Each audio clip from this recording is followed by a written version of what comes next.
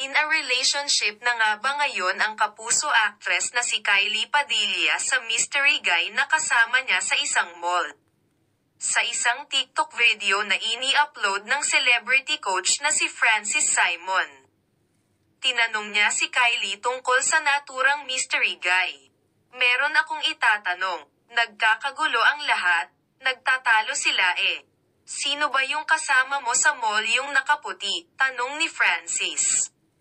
Sabay sabi pa na mahaba ang buhok nito. Ay, yun ba, saad ni Kylie? Yung nagpapasaya sa puso ko. Yun. Tinanong din ni Francis ang aktres kung kilala niya ang lalaki. Natatawang sabi ni Kylie, parang kilala mo kuya, parang kamukha mo nga eh. Bagaman walang pangalan na binanggit sina Kylie at Francis, ilang netizens ang nagkomento sa post at binanggit ang pangalan ng tattoo artist na si Gino John Simon.